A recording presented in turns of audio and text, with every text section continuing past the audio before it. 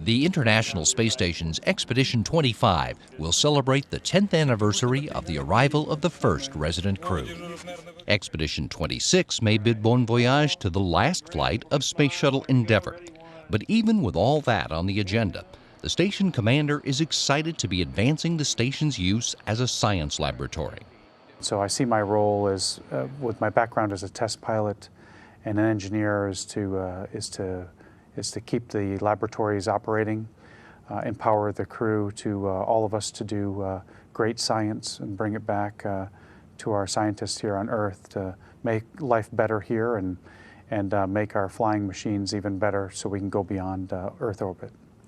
Like all their predecessors, these station crew members are the subjects for research into how the human body behaves in the absence of gravity, particularly investigations into the mechanisms responsible for the losses in bone and muscle mass that long-duration crews experience.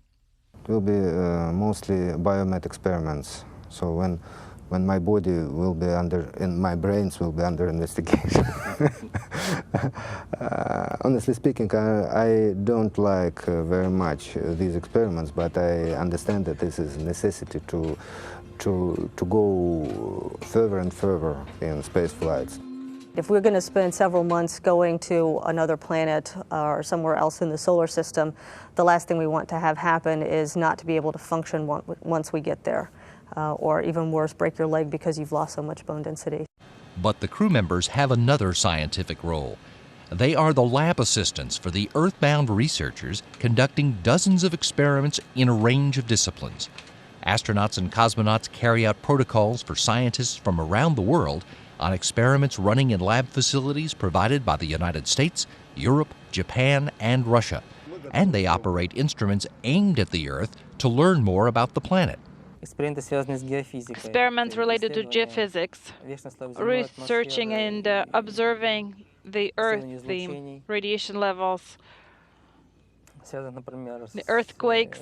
We are learning how we can predict earthquakes, the time and location. Earth observations have been conducted from the station since the first long-duration crew came on board on November 2nd, 2000. Expedition 25 will be there to recognize the 10th anniversary of continuous crewed operations. It's 35th anniversary from Soyuz Apollo program this year. Yeah, 10 years how we Zvezda launched from Baikonur, and 10 years how we began manned flight on ISS station. It's great, some anniversary. Space Shuttle Discovery is due right after that anniversary. Commander Steve Lindsay's crew will deliver the Permanent Multipurpose Module, which is the cargo module Leonardo retrofitted for permanent installation on the nadir side of Unity. It seems like the space station is really big, but when you need all the stuff you need to live there for 6 months, it gets pretty full, and having another module to help with stowage is critically important to improving our efficiency and just doing our, daily work on board. Among the cargo inside the PMM is Robonaut 2, a 330-pound humanoid robot programmed to perform repetitive tasks on the station and free the human crew members for more complicated work, including spacewalk preparation. Skripochka and Yurchikin are on the plan for a spacewalk in November to install new hardware on the Russian segment of the station. That will come just before Yurchikin, Wheelock, and Walker return home, and Kelly becomes commander of Expedition 26. Then the flow of traffic accelerates. First, the crew is augmented with the arrival of another Soyuz spacecraft carrying cosmonaut Dmitry Kondratiev, European Space Agency astronaut Paolo Nespoli, and NASA's Katie Coleman. Then the station gets supplies deliveries from each of the uncrewed cargo vehicles now serving the station. The Russian Progress, the European Space Agency's Automated Transfer Vehicle, and the Japan Aerospace Exploration Agency's H-2 Transfer Vehicle.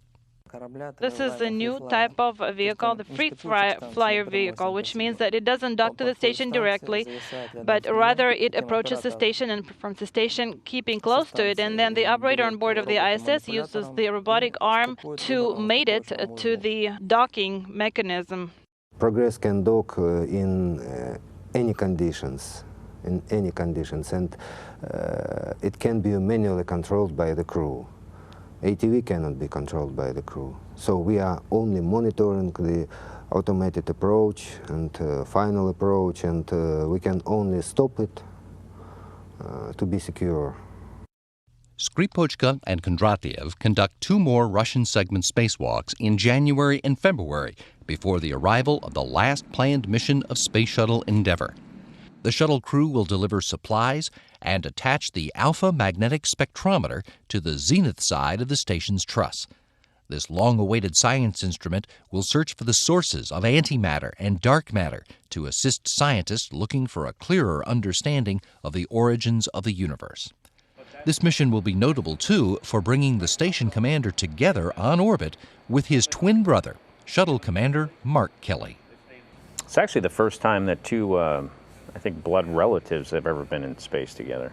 It's exciting. You know, I've obviously known my brother a really long time, and you know, we're great friends, and it's a real privilege to share the experience with someone you're so close to.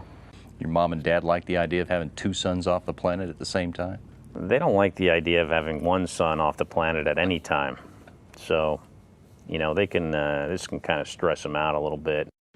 Kelly, Kaleri, and Skripochka are due to come home shortly after that space shuttle mission wraps up, leaving behind a space station at a turning point, one that is all but complete after 10 years of construction, ready for its crews to move to full utilization to prepare us for the exploration to come.